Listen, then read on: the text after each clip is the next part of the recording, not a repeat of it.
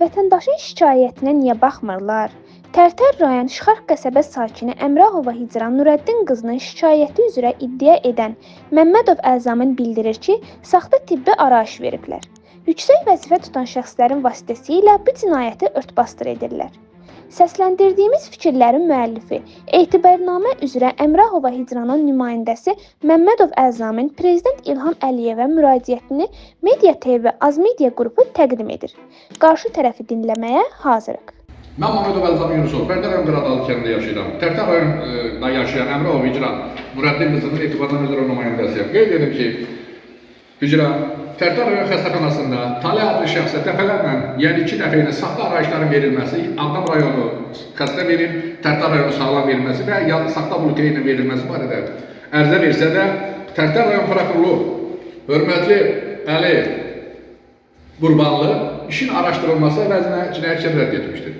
Təəssüflər olsun ki, bu olaylardan Hicran Respublika Baş Prokurorluğunun elektron poçtu ilə müraciət etmişdir ki, Cənab Prokurorluğu 11.4. ay 2025-ci ildə Yevlax rayonunda vətəndaşları qəbul edərkən Hicranı da qəbul etsin.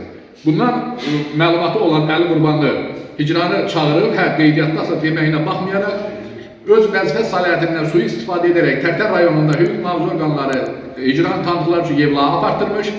Orada Hicranın Baş Prokurorluğun qəbula gitməsinə maneə yaradaraq imkan verməmişdilər. Hətta Hicran 961-ə dəfələrlə zəng etsə də, buna baxmayaraq 961-dən müsbət cavab alınmamışdır. Belə çıxır ki, Əli Qurbanlının qrup yoldaşı və tələbə yoldaşları Respublika Prokurorluğuna işləyir, ondan verilən şikayətləri qəsdən gizlədir. Əli Qurbanlı, biz bir-birimizi yaxşı tanıyırıq. Hətta Əli Qurbanlının icraatında olan bir işi var ki, Tərtər rayonunda adını şərti deyilib, qızının özündə, 12 yaşı, 13 yaşlı qız uşağının müəllimə yanına gedib, kursdan gedir, öyrənmək üçün gedərkən, müəllimənin həyat yoldaşı 49 yaşlı kişi uşağa xəsarət yetirmişdi, ona qarşı seksual xarakterli, üzr istəyirəm ifadəmə görə hərəkət etmişdir. Buna baxmayaraq Əli Qurbanlı öz maddi maraq naminə deyil, yəni götürüb 6-sı 2-ci ay 2025-ci il tarixdə cinayət işini rədd etmiş, lakin həmin xanım, Gülbəniz xanım qəbula girəndə şərti adlı, qəbula girmək istəyəndə həmin qərarı götürüb 3-4-cü ayda ləğv etmişdir. Əli Qurbanlı, icra xanımın şikayəti var, siz niyə araşdırmaqdan, onun baş prokurorluğun qəbuluna gitməkdən niyə qorxursunuz? Əli müəllim, sən yaxşı bilirsən ki, sizin bu hərəkətiniz müxalif yönümlüdür. Əgər müxalif yönümlü olmasaydı, ulu önlərimiz o vaxtların bizi didərgin salan xalq cəbhəsini ki, rədd elədi, hərəsi bir tərəfə uzaqlaşdırdı hakimiyyətdə. Rahat o didərgi düşdük. Siz bunu etdiniz, indi nə istəyirsiniz? Deyərsən, mən cəbhəti öyle yapacağım. Ayən, sən nə olursan ol, hərəkətin onu deyir ki, sən müxalifətsən. Əməlin onu deyir müxalifətsən. Əgər müxalifət yönümlü olmasa, Tərtərdə Yevlax hüquq mühafizə əməkdaşı göndərib, Hicranı qəbula girməyin mani olmaz. Niyə mani olursan? Əgər düzgün adamsansa. Cinayətçinin, 12 yaşlı qızın cinayətçiliyə fakta görə başlayırsan, qanuna başlamırsan. Bu sən nə ölsən Əli müəllim? Əli müəllim, biz ürüz yaxşı tanıyırıq, aralıdan olsa.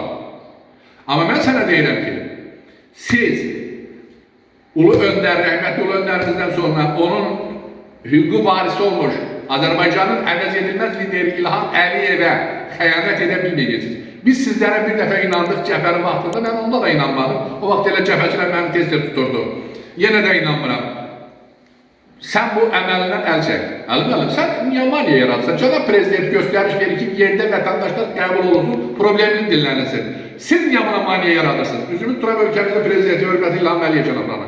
Cənab Prezident, Əli Qurbanlı kimi müxalif yönümlü və məmurlar heç vaxtları bizi sizdən olan hürmətimizi, simpatiyamızı yanılda bilməzlər. Hicran xanım veteran bacısıdır, həmçinin də yapçıdır. Buna baxmayaraq Əli Qurbanlı kimlərdə fərqli olaraq daimi sizi dəstəkləmişik, sizin yanınızdayım. Üzümüz turan ölkəmizin baş prokuroru hörməti Kamran müəllim.